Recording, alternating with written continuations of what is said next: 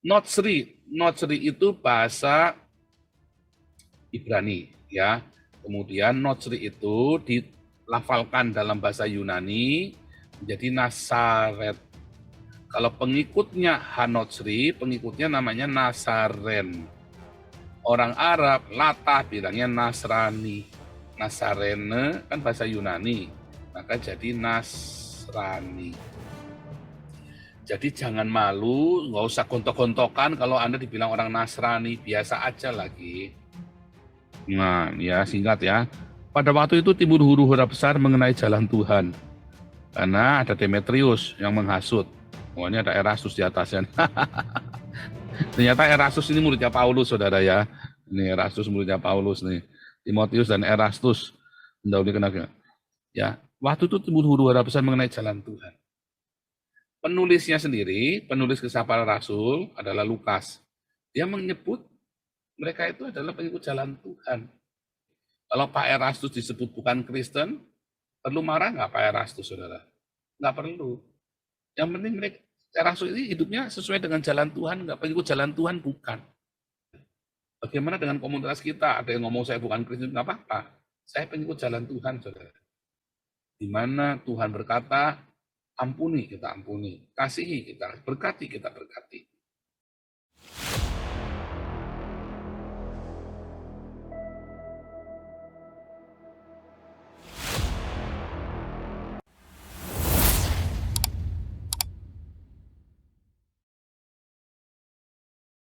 Tapi sebelumnya tolong semuanya di subscribe dulu ya YouTube-nya dan di like dulu ya. Selalu ingatkan untuk subscribe dan selalu di like.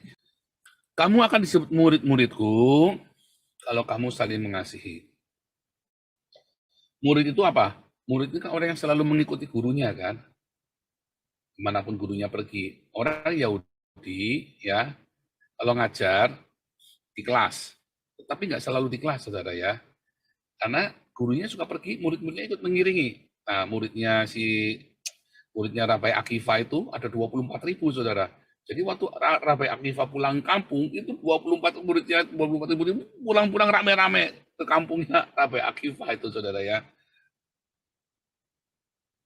Nah itu, mengikut kemana kamu pergi. Jadi kalau orang yang mengikuti Kristus, ya disebut Kristian. Nah itulah maksudnya. Apa ciri khasnya kalau dia disebut murid-muridnya Yesus? Kalau kamu saling mengasihi, kamu akan dikenal, semua orang akan tahu kamu adalah muridnya Yesus. Semua orang akan tahu kamu adalah Kristian. Ketika kamu saling mengasihi, mengapa orang-orang di Antioquia itu bisa dikenal, disebut Kristus, Kristian? Karena mereka disebut pengikut Kristus. Dari mana mereka tahu itu pengikut Kristus? Karena di zaman itu hidup berbagi satu sama lain, komunal, berbagi roti, berbagi pakaian, bisa memberi tumpangan, itu yang melakukan itu hanya orang Kristen, saudara. Yang melakukan itu hanya orang-orang yang menjadi pengikut Kristus, menyebut Kristus, menyebut dirinya sebagai pengikut Kristus. Makanya ya mereka disebut Kristian. Jadi bukan mocking, saudara ya.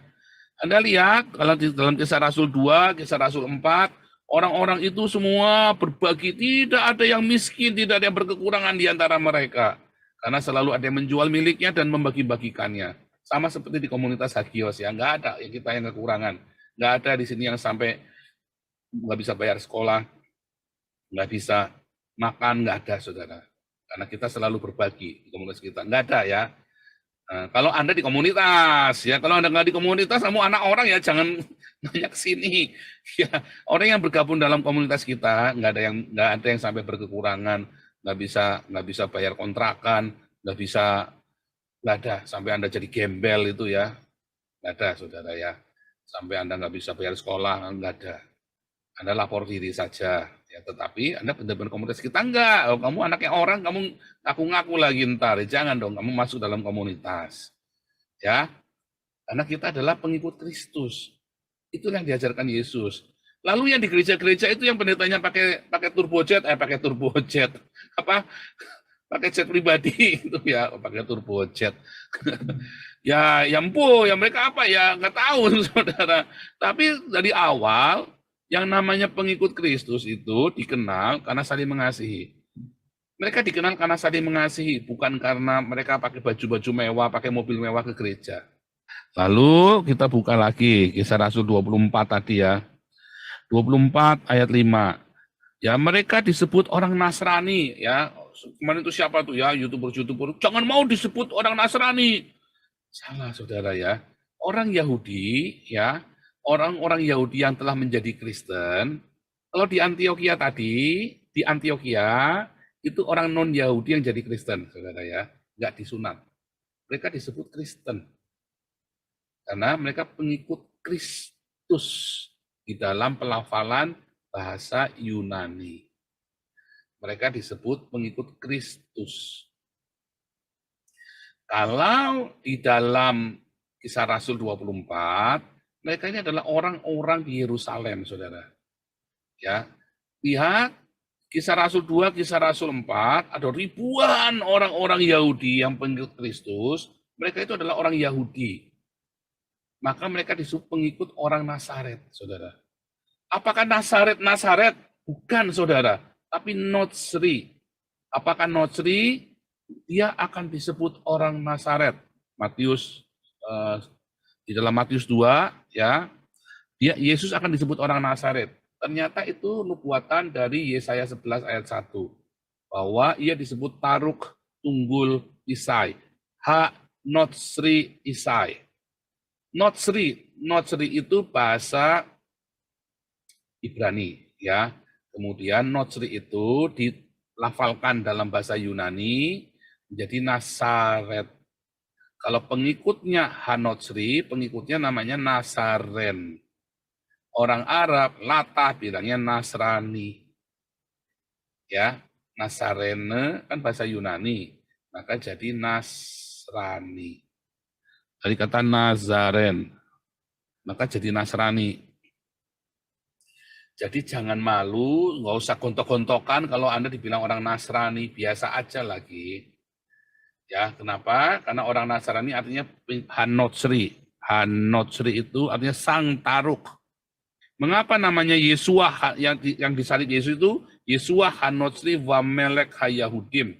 Ya, Yesua Hanotsri, dia adalah sang taruk. Sang taruk yang dinubuatkan oleh Yesaya. Pilatus ini ngerti Torah, Saudara ya, jangan bilang enggak. Pilatus ini sangat mengerti Torah. Dia menjadi gubernur untuk Yudea, dia belajar tradisi. Ya, tradisi orang Yahudi. Dia tahu Torah. Yesua Hanotsri. Ya, wa Melek.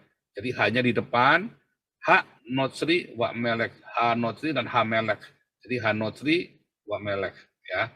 Dia adalah sang taruk dan sang raja orang Yahudi. Yesus ini yang dinubuatkan dalam Yesaya 11 ayat 1. Ya, sang taruk Hanotsri, ya. Kita buka saja deh supaya Anda jangan bingung ya. Yesaya 11, satu tunas akan keluar dari tunggul Isek, satu taruk Hanotsri, ya. Dialah Hanotsri, sang taruk. Ya. Dialah Hanotsri, Yesua ya. Nah, Matius 2. Dia akan disebut Hanotsri. Dia akan disebut sang taruk. Dan secara ajaib, Herodes yang pertama itu membangun kota Nazaret, Saudara. Dan zamannya Yesaya belum ada kota Nazaret. Ya. Tapi dengan ajaib, ya, Herodes membangun sebuah kota dikasih nama Nazaret. Dan Yesus tinggal di Nazaret. Supaya secara hurufiah dan secara makna hurufiah literal maupun makna denotatif dan konotatifnya itu adalah Notsri, orang Nazaret. Atau sang Nazar, sang Notsri. Ya, Netzer. Ya, sang Nazar, sang Netzer atau sang Notsri, taruknya Isai yang dinubuatkan Yesaya 11 ayat 1. Ya. Makanya disebut di dalam Kisah Rasul 24 ayat 5 itu Yesus, ya, semua pengikut Yesus yang orang yang Hanotsri itu disebut Nazaren, Nasrani dalam bahasa Arabnya yang kita adopsi sekarang ini. Ya, nggak usah gontok-gontokan. Itu memang begitu tertulis. Ya. Nah, kalau Anda yang begini saja Anda mau gontok-gontokan, saya nggak ngerti deh. Anda terlalu banyak ini loh, itu tadi ya. Yang nggak perlu didebatkan, Anda mau, nah, ada banyak hal. Ada banyak hal yang perlu kita injili, yang perlu kita beritakan. Tapi masalah begini saja, Anda yang sudah jelas tertulis saja, Anda masih mau gontok-gontokan. Ya kan? Nah, tetapi apakah ada murid-murid Yesus yang mengaku, aku nih orang Nasrani loh, aku orang Kristen loh. Anda lihat dalam Kisah Rasul 1 sampai 28, ya, tidak ada seorang rasul pun yang mengaku bahwa dirinya adalah orang Nasrani, saudara, atau orang Kristen. Di dalam setiap kali pemberitaan Injil mereka selalu bilang apa? Kisah Rasul 19 ayat 23, Kisah Rasul 22 ayat 4, Kisah 24 ayat 14, dan 24 ayat 22. Nanti kita buka salah satunya ya. Mereka selalu bilang apa? Kami pengikut jalan Tuhan. Ya, Kisah Rasul 24 ayat 14 tuh ya, ayatnya ada di layar Anda. Tetapi aku mengakui kepadamu bahwa aku berbakti kepada Allah nenek moyang kami, Yehova, dengan menganut jalan Tuhan, yaitu jalan yang mereka sebut sekte. Tadi ya, 24 ayat 5 tadi ya. Aku percaya kepada segala sesuatu yang ada tertulis dalam hukum Taurat dan kitab nabi-nabi. Mereka disebut sekte Nasrani gara-gara mereka mengikuti jalan Tuhan. Jalan Tuhan, jalannya siapa? Tuhan siapa? Tuhan Yesus. Berkali-kali ya, paling sedikit tersebut 1, 2, 3, 4, paling sedikit 4 kali, tapi banyak sekali, nggak cuma 4 kali, saudara ya. Dalam Kisah Rasul 19 ayat 23, ya, kita buka saja ya. Kisah Rasul 19 ayat 23. Nah, ya singkat ya. Pada waktu itu timbul huru-hara besar mengenai jalan Tuhan. Karena ada Demetrius yang menghasut. Oh, ini ada Erastus di atasnya. Ternyata Erastus ini muridnya Paulus, saudara ya. Ini Erastus muridnya Paulus nih. Timotius dan Erastus mendahului kenal. Ya, waktu itu timbul huru-hara besar mengenai jalan Tuhan. Penulisnya sendiri, penulis Kisah Para Rasul adalah Lukas. Dia menyebut mereka itu adalah pengikut jalan Tuhan. Jadi di sepanjang Kisah Para Rasul, mereka itu disebut pengikut jalan Tuhan. Mereka nggak pernah menyebut diri mereka, aku Kristen loh, nggak pernah, saudara. Pak, di dalam 2 Korintus 12, Paulus bilang aku Kristen, bukan. Itu terjemahnya salah. Ya, hampir semua kata Kristen di dalam surat-surat para rasul terjemahnya salah. Ya, itu untuk mempermudah saja Kristen. Jadi mereka itu sebetulnya lebih sering disebut mengakui dirinya sebagai pengikut jalan Tuhan. Kalau Pak Erastus disebut bukan Kristen, perlu marah nggak Pak Erastus, saudara? Nggak perlu. Yang penting mereka mengikut jalan Tuhan Yesus apa enggak? Yang penting mereka Erastus ini hidupnya sesuai dengan jalan Tuhan, nggak pengikut jalan Tuhan, bukan. Pengikut jalan Tuhan. Bagaimana dengan komunitas kita? Ada yang ngomong saya bukan Kristen, nggak apa-apa. Saya pengikut jalan Tuhan, saudara. Saya pengikut jalan Tuhan. Di mana Tuhan berkata, ampuni, kita ampuni. Kasihi, kita berkati, kita berkati. Bukan kebacot. Bukan, saudara. Suruh kebacot lah. Ada firman Tuhan, kebacot lah kamu. Enggak ada, saudara. Kita nggak pernah disuruh ngebacot, saudara. Kita disuruh memberitakan dan berbuah lebat. Kalau kita berbuah, maka kita disebut pengikut Yesus, saudara, karena ada buahnya. Dari hasilnya, orang-orang akan tahu kita ini pengikut Yesus apa bukan. Ngebacot doang atau benar-benar pengikut Yesus. Banyak orang berseru kepada Yesus, Tuhan, Tuhan, Tuhan, Tuhan, Tuhan, Tuhan, Tuhan, tapi dia tidak berbuah lebat, saudara. Jangankan berbuah lebat, saudara ya. Berbuah aja enggak. Wah, wajahnya kelihatannya hebat sekali, saudara. Ditanya buahnya ngamuk-ngamuk, saudara. Coba lihat, Anda tanya tuh pengikut-pengikutnya YouTuber-YouTuber ya. Sofiatul, Bom-Bom, Uriwali, Deki, siapa tuh yang sombong-sombong itu. Karena kebanyakan yang petakilan orang Trinitas, saudara ya. Siapa tuh? Anda tanya buahmu mana? Ngamuk nanti mereka, saudara. Anda tanya saja buahmu mana? Ya, ngamuk. Daunnya banyak, mending ada daunnya. Gundul, daunnya banyak. Nggak berbuah. Ranting nggak ada, saudara ya. Ngomong kosong. Emang ngomong kosong doang, onsin praten. Tanya buahmu mana? Pasti mereka marah. Nanti coba masuk aja ke YouTube-nya mereka ya. Pak, ngomong ngoceh paling hebat, Papa buahnya mana, Pak? Oh, ini kalau lagi bahas itu kan saya paling hebat tuh di YouTube-nya itu kan. Tanya saja buahnya mana, Pak? Buahnya mana? Oh, buah apa? Banyak buah apa? Buah apa? Wah, buah ini kan karakter. Ya, siapa yang bisa lihat karaktermu, saudara? Siapa yang bisa lihat karaktermu? Tidak ada, saudara. Hendaklah perbuatan baikmu itu diketahui oleh banyak orang. Karaktermu, siapa yang bisa tahu karaktermu? Kamu juga ngerasani orang kok. Gimana karaktermu baik. Kamu caci maki orang juga sama saja. Enggak, saudara. Buahmu apa? Ya, buahnya. Tanya, saudara. Nah, itu paling penting. Ya.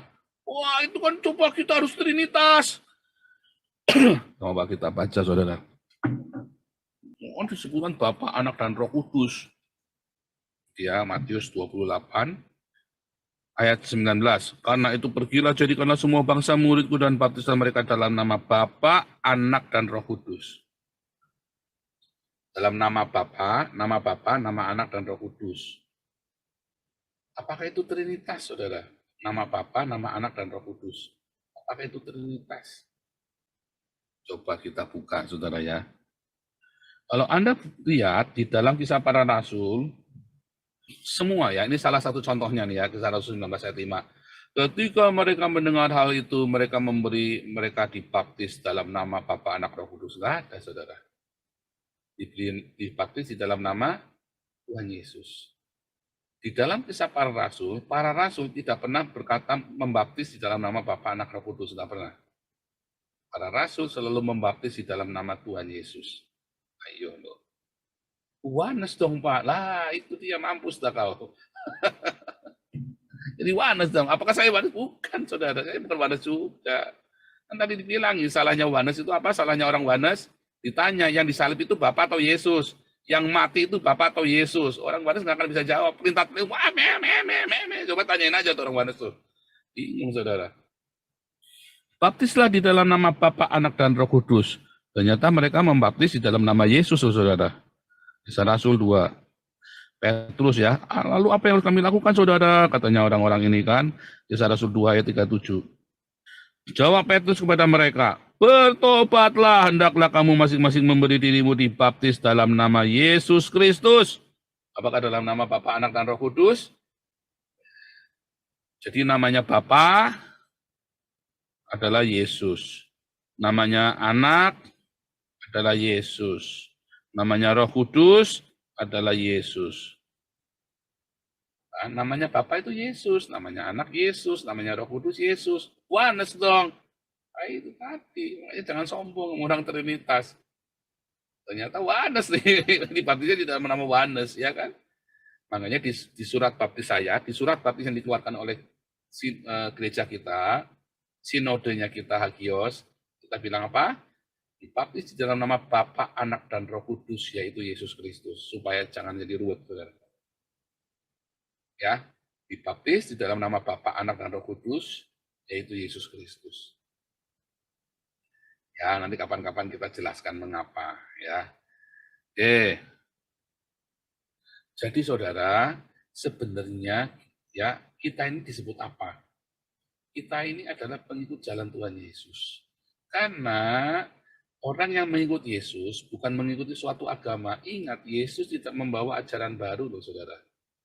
Aku tidak membawa ajaran baru loh. Yesus bilang, ya. Tetapi Yesus datang untuk menggenapi hukum Taurat dan kitab para nabi. Janganlah kamu menyangka aku datang untuk meniadakan hukum Taurat dan kitab para nabi. Meniadakan, kata luo, menghilangkan, dari ada jadi nggak ada. Aku datang bukan untuk meniadakan, ya, melainkan untuk menggenapi. Ya, Yesus tidak mengajarkan agama baru, tapi dia menggenapi yang sudah ada digenapi. Kalau sudah digenapi, namanya perjanjian, kalau sudah digenapi kan sudah selesai, batal, saudara. Makanya ada Efesus 2 ayat 15, dengan matinya Yesus di kayu salib, ia telah membatalkan. Yesus yang mana yang kita sembah, yang kita ikuti? Yesus yang menggenapi hukum Taurat dan kitab para nabi, saudara. Apakah inti dari hukum Taurat? Inti dari hukum Taurat adalah apa, saudara? Kasihlah Tuhan Allahmu dengan segenap hatimu, dengan segenap jiwamu, dengan segenap kekuatanmu, saudara. Itulah inti dari hukum Taurat. Nah, Yesus yang sang cinta itulah yang kita ikuti. Bagaimana cara mencintai Tuhan Yesus? Pak, nungging Pak, siang malam. Jangan, saudara. Mencintai Yesus sudah ajarin caranya, ya, Matius 25. Bagaimana cara mencintai Tuhan Yesus? Matius 25 tadi, kita balik lagi, saudara, ayat 42 sampai 46. Sebab ketika aku lapar, kamu tidak memberi aku makan. Ketika aku haus, kamu tidak beri aku minum. Ketika aku seorang asing, kamu tidak memberi aku tumpangan. Ketika aku telanjang, kamu tidak memberi aku pakaian. Ketika aku sakit dalam penjara, kamu tidak melawat aku. Lalu mereka pun akan menjawab dia, katanya, Tuhan, bila manakah kami melihat engkau lapar, haus, atau sebagai orang asing, atau telanjang, atau sakit, atau dalam penjara, dan kami tidak melayani engkau. Maka ia akan menjawab mereka, aku berkata kepadamu, sesungguhnya segala sesuatu yang tidak kamu lakukan untuk salah seorang dari yang paling hina ini, kamu tidak melakukan untuk aku. Jadi kalau kamu melakukannya, memberi makan, memberi minum, memberi pakaian, memberi tumpangan, kamu melakukan untuk Yesus, kamu kasihilah orang-orang ini, maka kamu mengasihi Yesus. Ya, kalau tidak melakukan, nah 46, mereka akan masuk ke tempat siksaan kekal, tetapi orang benar dalam hidup kekal. Ini sudah kita ulang-ulang dari minggu lalu, ya. Setiap minggu kita khotbah, kita selalu ulang, selalu ulang. Ya, saudara. Tetapi yang harus saudara ingat-ingat, saudara tidak akan disebut pengikut Yesus kalau saudara tidak melakukan ini.